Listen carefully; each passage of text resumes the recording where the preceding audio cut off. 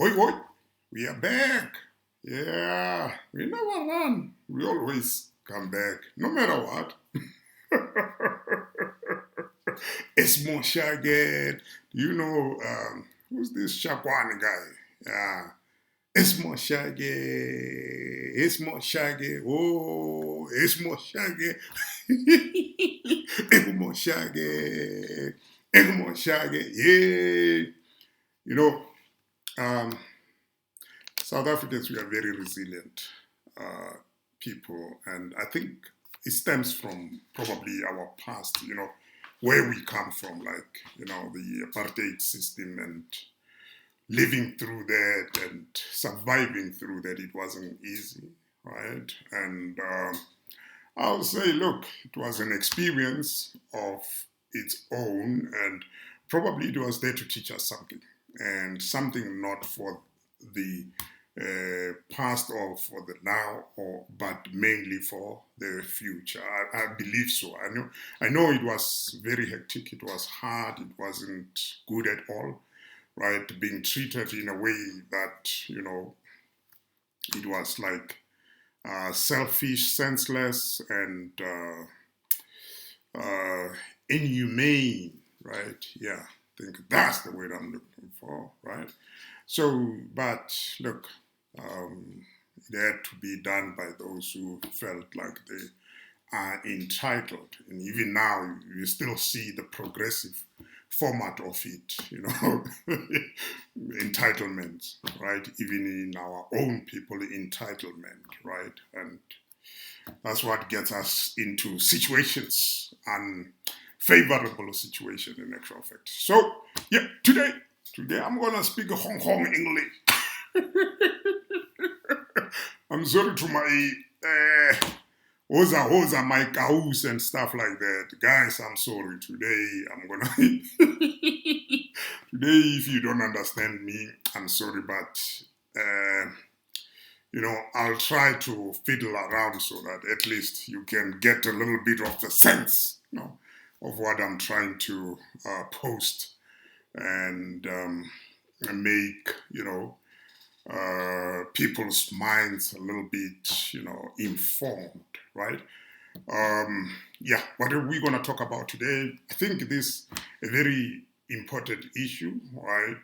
Because it's just on TVs, on radios, and whatever stuff like that, you know, um, because it affects all of us. And it is the topic about water, scarcity of water in South Africa, right?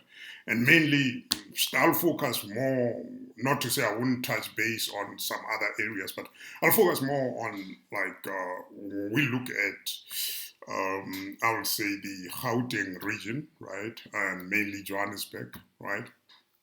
So I believe somehow maybe the context might help a little bit into people understanding what is going on because I see things happening. I see the media portraying certain narrative, but it doesn't go into you know details, right? To say, okay, this is the situation, right?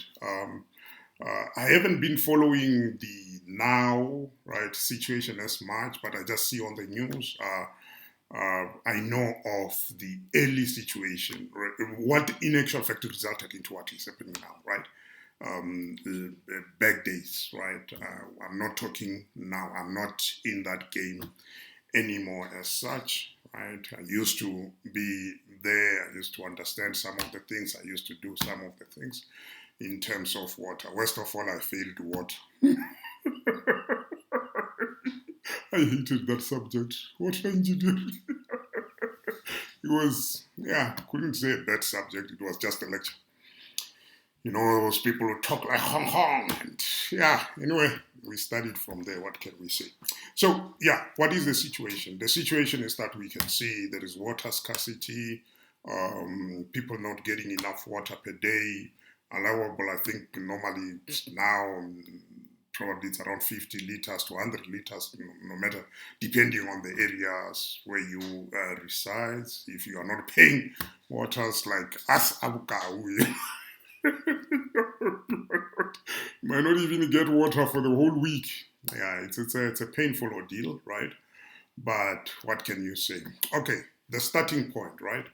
Uh, Many post an argument as such and say, due to us in South Africa not having enough rainfall, right? I said I will argue with that statement, right? For the fact that we have at least 50% of rainfall, which is required by the, water organizations around the world to say, look, at least the high or echelons, whatever, it will be around 800 and something milliliters of rain per year. So we are experiencing around 400 and something, which is fair enough. 50%, it's a pass mark. Not a 30%. It's from my age, they don't want to talk about those. But anyway, so we experience half of the normal projected rainfalls, right, as far as other countries are concerned. The alignment with those countries, right? So now, the biggest issue is how do we store these waters, right? When we get the water, what happens to the water, right? We're going to look at those. Then from there also, we're going to look at the institutions which are responsible into giving us water. And also, we need to understand some of the things. I believe maybe because of these ANC individuals not being in a very proper or better position to explain properly to the people what is happening, and mainly into the rural areas, why you find that you don't have waters. And we looking at like where you find that the homesteads, right? You have a house here, you have a house a kilometer away, you have, you have those scattered type of homesteads, right? Unlike when you have, concentrated, rural area where it's easy, even though not that easy, but it's possible to can route in a network of proper piping. I think HDPE or what is this other pipe name? Yeah, I'll remember anyway. So now, when you have a situation where at least people are gathered in a fair size area and easily reachable, it's easy to provide water, right? And depending on where do you find the water from, boreholes, it's one of the thing, mountains, another one, from a river, if you've got a dam, right? Those type of, ways of, harnessing, right, water, right? So now, okay, we got, first of all, it's a rainfall, which is 400 and something, right, milliliters per year, right? Okay, containment, right? What is the problem? The problem is that it rains, right? We have like a lot of what we call runoff. Runoff is when water just rain, and the water flows and goes somewhere. Where does it go, right? As I mentioned, I think in another video, I said we are in the southern part of Africa, right? We are closer much to the sea. Every side of us besides the north side is the sea. So now the water mainly run towards the sea, right? So now you have few dams in South Africa, quite a few, right? But the containment area, right, is not as big as other countries have, right? The containment area that can be big is of the Limpopo River and also I think the one in the Northern Cape, the Orange River, I think, whatever, I forgot the names, right? So those are used as border demarcations, right? Like it's a borderline, right? So to build a dam there, you'll have to have, some sort of agreements with the neighboring country or the bordering country, right? So we haven't done that, right? I don't know why, but that's one of the issue, right? The second thing besides the runoff is the sunlight, right? We got a lot of sunlight. I think they're projecting around 2,500 uh, rays of sunlight or something. I'm not good at those, but it's something of that value or something. So now, because of that heavy sunlight, we are having a lot of evaporation in where the water has been contained, if it's contained in an open area, right, like dams, right?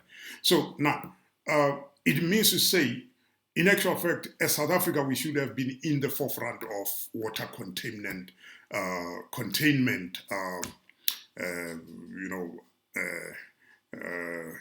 education, right? We should have been in the forefront in understanding how to contain water, how to preserve water. We should have been way much in the forefront, right? I'll give you an example of Holland, right? The guys who, sort of brought about apartheid here in South Africa. It wasn't just Holland, but anyway, mixed of them. So you look at Holland. Holland, they suffer water from the sea because it's below sea level. Those guys, they are very good in containing the water, not to go to the lands. They've got, what do we call those things? There's English words. Sometimes they run away from us. But they've got weirs, they've got like gates that open and close, they've got these ones that goes up and down. So they've got a lot of systems that in actual fact contain water so that it doesn't flood their areas. So meaning to say, when you are bothered by something as a country, you should be in the forefront of understanding and dealing with that thing. Same as in terms of mining. We, as South Africans, we have been in mining for many years. So in terms of how a mine is done, a lot of our guys, they are very well endowed with that knowledge of how to deal with those sites, right? So water issue, we should have been in the forefront, right? So now I say, okay, look at it. We have this water that rains, right? We contain it into dams. Why not build underground storages where we can just actually contain the water so that it doesn't get affected much by the sunlight, doesn't get evaporated, right? And also, we have an issue of absorption, right? Our ground absorbs a lot of water, so meaning to say we got a lot of groundwater, right? So now, it means to say the government should have initiated a system of getting our water from the ground, right? But that, it's kind of like it's a heavy discussion in terms of that to say, if you draw the water, yeah, you'll make caves underneath there, like somebody knows where the water comes from. It's kind of like a big discussion, right?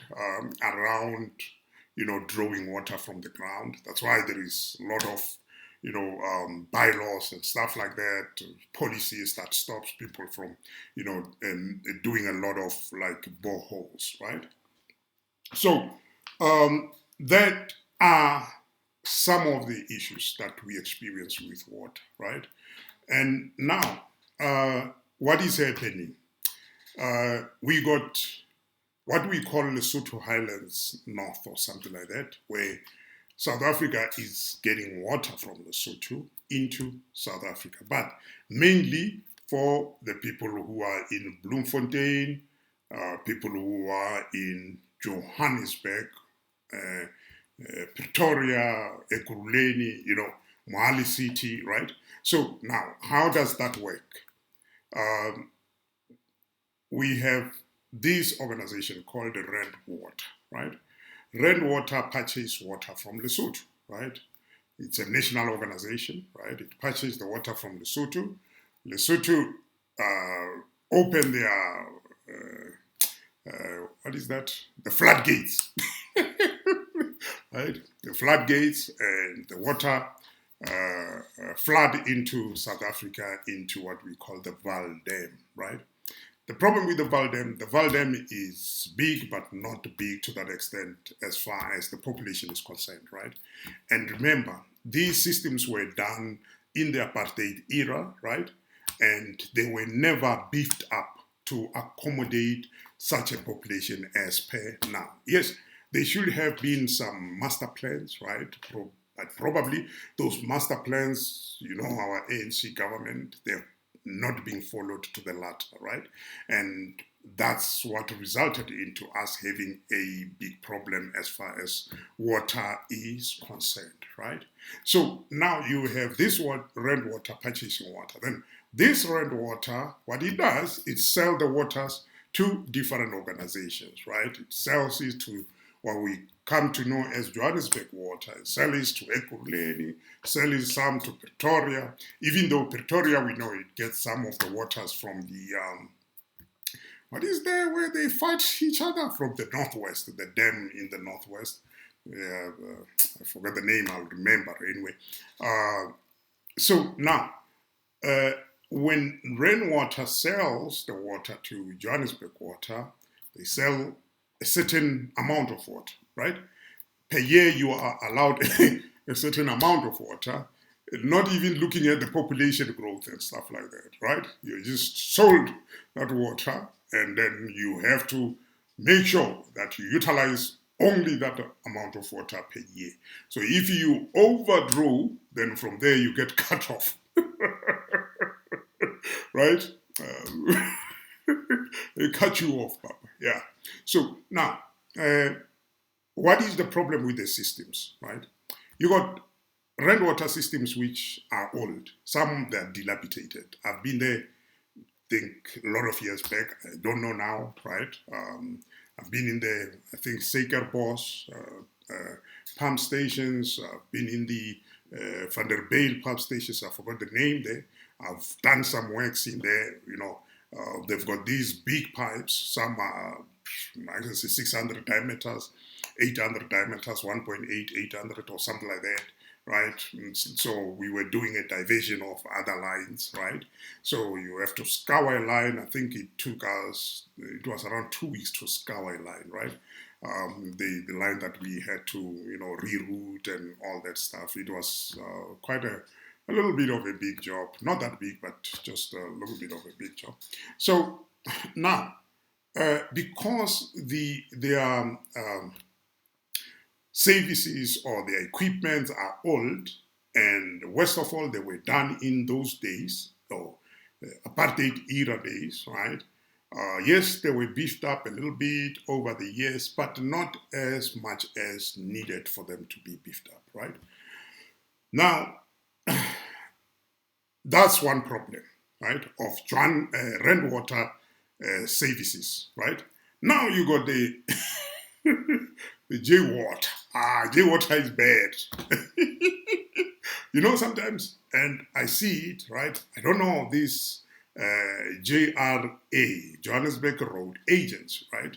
Normally you find potholes by the road, right? And you wonder, what is the cause of those potholes? Yes, sometimes it's rainwater, sometimes it's bad stormwater accommodation systems, right?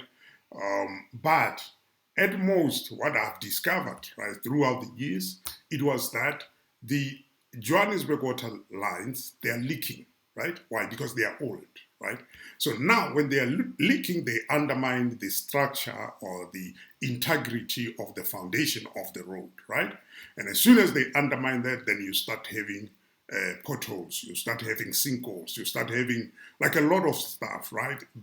As soon as the foundation of the road is being undermined, there's nothing much you can do, right? The road is just going to collapse because it's sitting on a hollow foundation, right? So now that's the situation that you normally find where JRAs, they are having a problem. And I never seen these JRA guys talking much about that. And I don't understand. Maybe because, there is a lot of infighting. I think that's a topic for another day as far as these organizations which are catering for Johannesburg are concerned. Because I tell you, if we come in as a government, I'll fire all of those people. I'm telling you, I'll start from the ground to look for proper and capable people. And I'm still against those beautiful women. You see? So now Uh, you have these pipes of Johannesburg water which are leaking throughout, right? I remember 15 years ago, or 17 years ago, we used to travel, right? We were doing some works around Johannesburg, and we'll call this guy each and every like second week or so. Hey, your pipe is it's got holes, it's bothering our side and stuff like that. And they will come, they will repair, and then we kept on asking them, why don't you just change the pipes?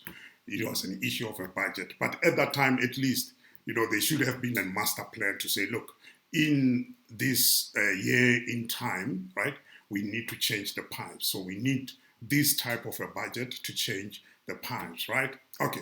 Besides that, there is this thing called water demand management, right? What is water demand management? Water demand management is a system that helps to manage water, right? How do you manage water? Water is a two-way process, right? You got end users, you got service providers. Two of these individuals, if they don't align, there will always be a problem. So you need to align, you need to understand the way that you get your water, the way that you use your water. Is it a need or is it a want? When I mean a need, you need to drink water. A want, you need to water your garden. That's a want, right? It's not a need, right? So now, okay, what is the priority thereof? The priority is for you to have water for cooking, water for drinking, for bathing a little bit so that you don't smell like me. you know, so but you need those elements in order for you to have a better life, whatever, right? Whatsoever. So now, Johannesburg Water has not implemented that strategy, I think, for many years now, right? Yes, Rand Water does a little bit there and there, right? But it's not that extensive. What the study entails, it is to understand what the system, how much the system carries, right? How much the system output or put out, right? And at the end of the day, do these value tallies? Do you get the right amount that is being drawn from, the system, the reservoirs and stuff like that, right? If the people are not getting that amount, where does the water, find itself? Where is it going? That's where the issue of leaks comes in. But also, in our houses, we got leaks at our taps. Do we take care of those? Do we close those leaks? Do we let the water to drip the whole night? Wasting water. What is happening in actual fact, right? So that is an extensive study that at least help people to understand what is supposed to be done, what they can help with to save water, so that at the end of the day, even if there is little water, but we can spare that water and it can help all of us, right? So those studies are not being conducted anymore. They used to, right? But nowadays, I haven't seen anything. I haven't seen in a pamphlet that says save water in many years.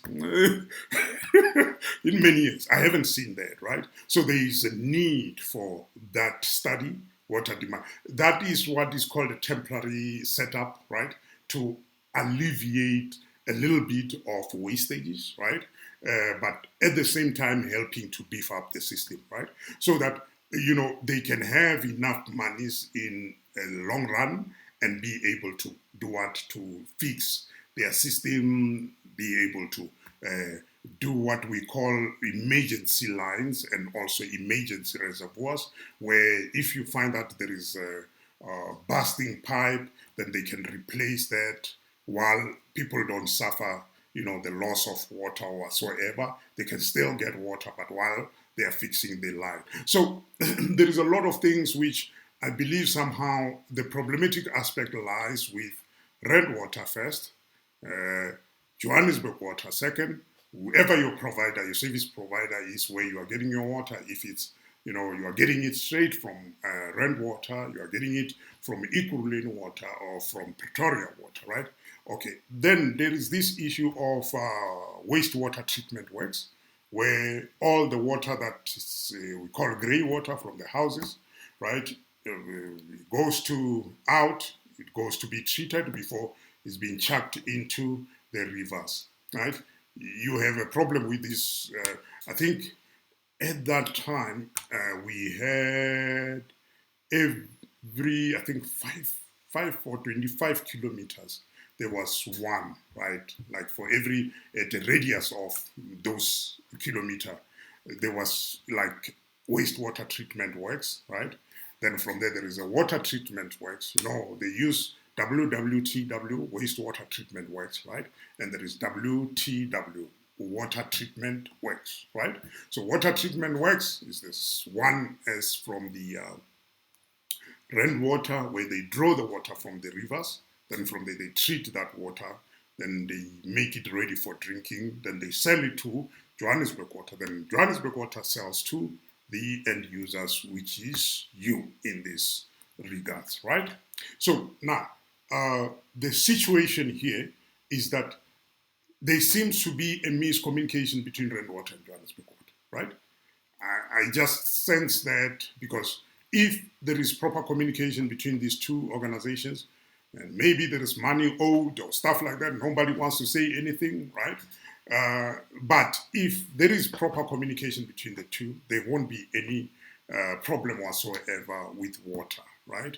Everybody will be able to get their waters. But because there is an issue between the two, and also there was an issue of, remember the blackouts, so some of these pump stations which are pumping water from rainwater into Johannesburg Water reservoirs, they're using very big pumps which requires a lot of electricity, right? So now, at that time, it was tripping up and down. You know, one thing disturbs the other. Electricity disturb water, conveyances, and then, you find that people are not getting water in time and stuff like that. So now, you have a situation where you have Johannesburg Water. So Johannesburg Water, at most of their systems, they are using gravity flow, right?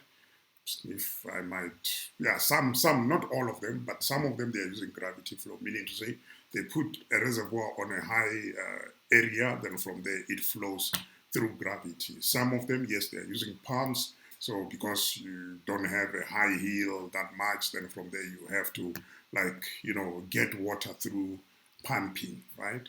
So what is the situation here? The situation is that these guys should come clean to the people, right? To say, this is the problem that we are experiencing, right? And also implement these water demand management studies, right?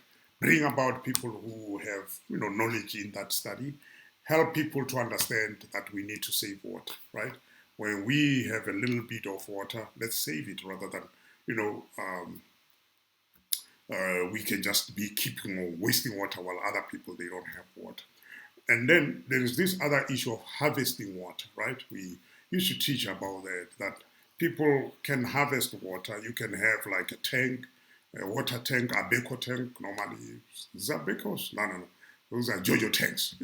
Because I think those are 20,000 liters tank. Yeah, those are Jojo tanks, right?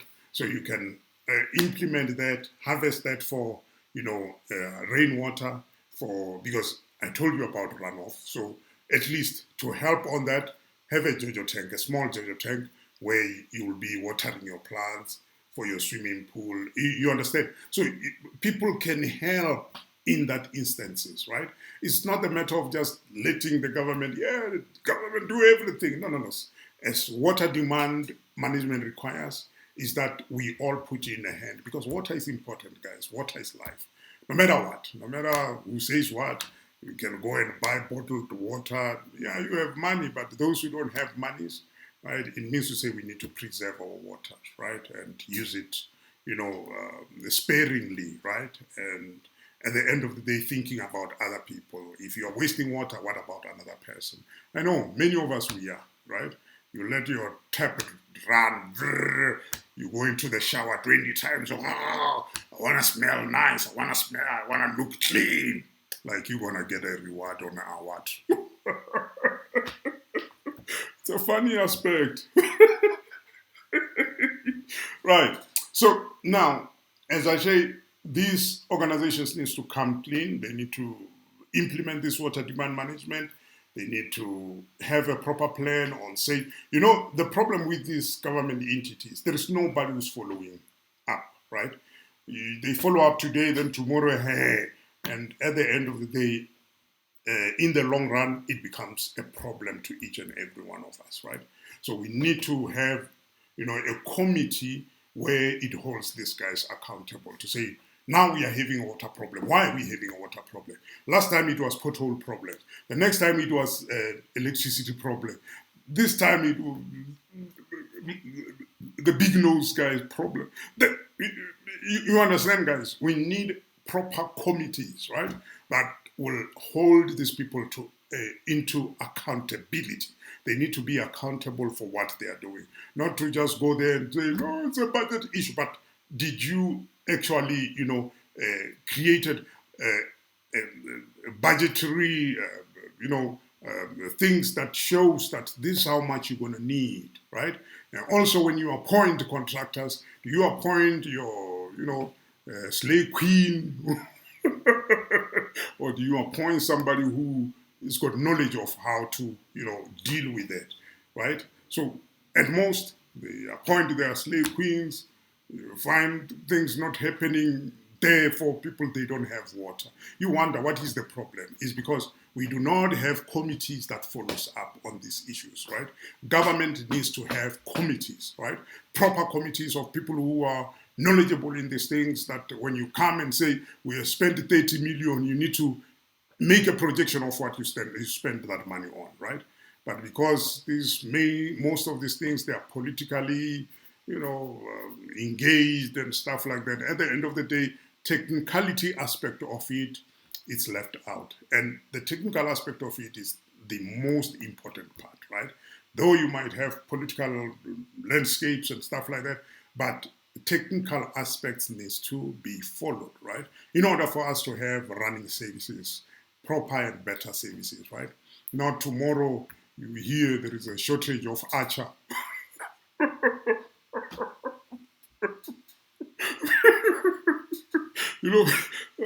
Tomorrow, last time there was shortage of eggs, so tomorrow will be shortage of archer. Can you imagine that, right? So yeah, guys, that was a short video, right, about the water situation, mainly in the Gauteng areas, right? But as I said, in the rural is due to people being scarce, right? Staying far from one another. How do you provide water to? It's very expensive, guys, to provide water in that region. That's why, because to build a line like, let's say, 160 diameter or 120 diameter to somebody who's like at least around 2 kilometers away. Then from there again, another person 2 kilometers away. And that's where that issue of land comes in, to say, yeah, we're looking for land, but do we understand all these aspects? Do we really have intel and understand? And one says, yeah, farmers have got, yes, it's because they've got means, guys. They've got boreholes. They're doing boreholes. They've got big lands. They're doing boreholes. They've got electricity. They are able to pay for their electricities. They're able to pay for whatever. And also, they are building those dams, so, the small dams. So they've got means, right? So, but if you don't have means, if now you are being sidelined, the first thing that we need to start with is the banks. Let's start with the money issue, right? Forget about the land issue. For now, let's start with the money issue. Let's be able to put money in our pockets. If we have money, we can have land, right? And we'll be able to take care of the land. Doesn't help to have a land without money.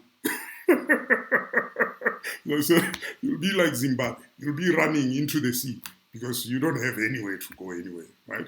So, but anyway, guys, yeah, that's a situation about the water scarcity in South Africa. So I hope that this video kind of like a little bit, though I didn't go very extensive into the academia of it, right? But it's just a little bit of where the problem is, right? Because I've engaged with some of these systems before, and I know we used to run lines from where, me and my colleagues, and a lot of guys that we worked with, and It was amazing at that time. That's why we didn't have water problems. But after that, it looks like they just, relaxed these departments. And at the end of the day, that's where we find ourselves now in this day in time where the big nose guy is running the country. Man, that guy stealing all our air and doing nothing with it because he's just making a mess out of everything. But anyway, it's good. It's good, guys. So that at least we have a new dispensation that is going to cater for the needs of all South Africans, right? We're going to bring people together and people are going to work for their land, right? Work on the land, work on their land, work for the land, and make best things, right? Yes. Moshage. Oi, oi. See you on the next video, guys.